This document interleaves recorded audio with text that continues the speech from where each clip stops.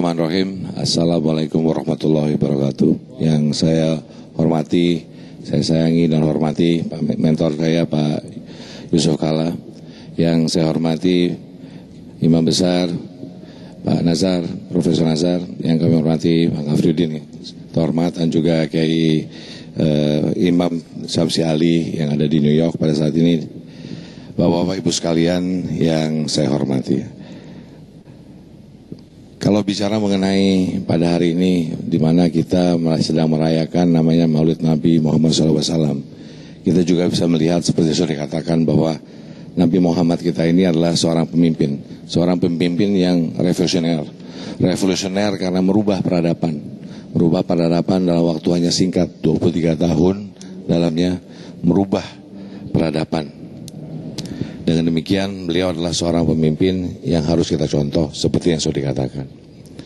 Yang kedua, kalau bicara mengenai masjid sendiri, bagaimana masjid sudah diutarakan oleh tadi Profesor Nazar, bagaimana masjid itu menjadi sentral aktivitas dari apapun. Jadi kita harus melihat masjid ini dengan hanya mengatakan bukan hanya untuk beribadah, tapi juga menjadi tempat untuk bersosialisasi bersama. Nah, di sisi ini kami di Kadin izin Pak bicara bahwa dari perspektif ekonomi, kalau kita lihat pada saat ini, Kadin mengatakan pada saat ini kita ini sedang menghadapi peperangan Pak. Kami mengatakan dua peperangan, satu perang melawan pandemi dan kedua adalah perang ekonomi. Kalau bicara mengenai perang melawan pandemi, karena utama sekali bagaimana kita bisa menyehatkan dulu. Karena kita tanpa memulihkan kesehatan dan fokus terhadap ini, roda ekonomi tidak bisa berjalan. Yang kedua adalah bagaimana kita perang secara ekonomi. Karena apa yang terjadi pada saat ini adalah terjadi riset secara ekonomi di dunia. Tidak pernah dalam sejarah dunia telah terjadi apa yang telah terjadi pada saat ini, yang dimana pada saat ini terjadi riset. Jadi setiap negara di dunia ini mempunyai tantangan dan masalah yang sama, dan setiap negara harus bisa keluar dan memulihkan ekonominya. Di sisi lain di Indonesia juga kita harus melihat bagaimana sisi sosialnya. Jangan sampai kita kalah dalam peperangan melawan pandemi dan juga kalah dalam perang ekonomi yang akhirnya akan mendampak terhadap sosial. Nah, dari sisi ini bagaimana sekarang kita bersama-sama memulihkan kesehatan, membangkitkan ekonomi, dan akhirnya mewujudkan keadilan sosial bagi seluruh rakyat Indonesia. Nah, dari sisi ini sendiri Kadin memikirkan bahwa inilah riset dan inilah waktu untuk kita bisa maju ke depan. Pada saat ini ekonomi Indonesia boleh kita banggakan, kita lihat positif bahwa 7% di first 6 months atau 6 bulan pertama. Dan di mana memang ada PPKM kemarin ini, tapi kita melihat bahwa pada akhir tahun optimismenya Q4 dengan kurang lebih 5%. Saya ingin membayangkan dulu bahwa ini keadaan kita, janganlah kita terlalu berpikir negatif dan berpikir positif untuk bagaimana kita bisa membawa ekonomi ke depan.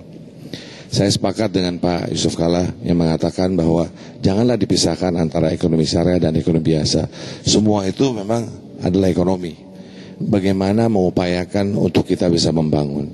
Saya juga setuju dengan Pak Yusuf Kalla mengatakan tadi, tantangan kita besar. Sekarang kalau dikatakan tadi 1% mungkin dari umat muslim yang mempunyai istilahnya kekayaan dan memiliki usaha pada saat ini. Tapi dikatakan kembali, kalau dibilang siapa yang susah, lebih banyak besar adalah muslim. Nah, di sisi inilah tugas kita bersama secara bangsa ini, bagaimana kita membangun ini semua. Salah satu upaya yang dilakukan oleh Kadin Indonesia adalah dengan adanya Undang-Undang Cipta Kerja. Sebetulnya Undang-Undang Cipta Kerja yang sudah ada pada saat ini, kalau kami melihatnya bahwa ini adalah suatu proses reformasi yang dimana kita bisa menggunakannya. Kenapa? Pertama, dengan Undang-Undang Cipta Kerja kita bisa melakukan usaha lebih mudah. Tapi yang paling utama, bagaimana kita bisa menciptakan lebih banyak lagi usahawan ataupun pengusaha. Nah, di sisi inilah adalah PR kita. Kenapa? Karena sekarang akan mudah untuk membuat perusahaan. Dan bagaimanapun yang harus kita sadari, kita harus membangun utamanya UMKM di Indonesia. Dan UMKM di Indonesia ini berkontribusi lebih dari 60%. Ada 70% daripada ekonomi Indonesia. Dan berkontribusi sebenarnya lebih dari 90% untuk menciptakan lapangan pekerjaan. Nah, yang dimana untuk menciptakan lapangan pekerjaan, dengan Undang-Undang Cipta Kerja itu adalah bagaimana pengusaha menciptakan lebih banyak pengusaha untuk bisa menciptakan lapangan pekerjaan lebih banyak yang akhirnya mengurangi kemiskinan. Dari konteks itu yang harus kita lihat. Nah, untuk menciptakan yang namanya usahawan itu, di sisi ini bagaimana kita bisa menggunakan masjid. Kami mengatakan sebagai the center of innovation.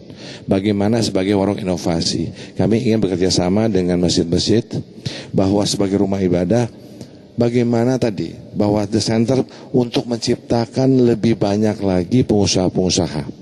Saya setuju juga dengan Pak Yusuf Kalla bahwa dipikirkannya bukan hanya masjidnya, tapi dipikirkan bagaimana umat bisa menjadi pengusaha dan akhirnya bisa menciptakan lapangan pekerjaan yang akhirnya membantu mengurangi kemiskinan.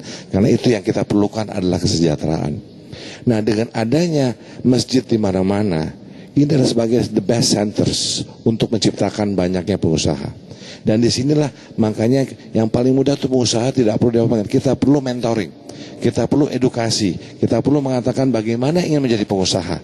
Setelah menjadi pengusaha bagaimana supaya semudah ini bisa menciptakan masuk dari informal menjadi formal, supaya bisa membuat satu perusahaan, supaya pendanaan, akses pendanaan bisa masuk. Yang dimana seperti Bank Syariah Indonesia dan lain-lain bisa membantu dalam konteks itu. Namun kalau belum bisa membawa dari informal menjadi formal, ini adalah challenge-nya. Karena apa? Akses pada keuangan hanya bisa dilakukan bila mana ada yang namanya formalitas. Yaitu tadi, bagaimana itu.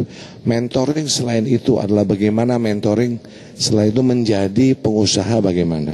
Lalu bagaimana supaya financial literacy menjadi literasi keuangan. Lalu bagaimana untuk digital literacy. Nah, digital literacy ataupun digital inilah yang juga menjadi menurut saya bisa membawa lebih cepat lagi penciptaan pengusaha dan bagaimana bisa menciptakan lebih banyak pengusaha. Karena dengan digitalisasi seorang yang bisa membuat batik misalnya, tiba-tiba bisa mempunyai pasar yang tadinya di Pekalongan bisa untuk di Jakarta, di Indonesia, malahan bisa ekspor ke luar negeri. Kenapa? Tiba-tiba pasarnya akan menjadi besar. Inilah digitalisasi. Dan digitalisasi juga akan memudah, lebih efisien, lebih murah. Karena apa? Tidak perlu lagi pakai orang keuangan dan segala macam. Karena dengan digitalisasi, dengan hanya lapanya software keuangan, itu bisa terjadi. Jadi penting sekali literasi digital dan literasi keuangan yang perlu kita bangun. Di sisi inilah yang ingin kami kembangkan sebagai Kadin Indonesia dan ingin menciptakan yang kami namakan ruang-ruang inovasi. Dengan demikian untuk menciptakan lebih banyak pengusaha besar, kecil, mikro, ultra mikro dan lebih lagi bagaimana membuat mereka naik kelas dari ultra mikro ke mikro ke kecil ke menengah ke besar. Dan di sisi inilah bagaimana kita bisa membawa umat kita Islam. Bismillah, inilah yang kita upayakan untuk menciptakan lebih banyak pengusaha lagi. Bapak Ibu sekalian, di sini upayanya kita tidak bisa melakukan sendiri. Disinilah ya kata-kata gotong royong. Bagaimana kita bersama-sama dengan masjid, dengan yang namanya Dewan Masjid, juga bicara dengan masyarakat Indonesia Syariah, bicara dengan semua bahwa ini adalah proses gotong royong harus kita lakukan bersama. Intinya hanyalah tadi, menciptakan lebih banyak pengusaha. Karena tadi saya jelas sekali, PR kita menciptakan lebih banyak pengusaha.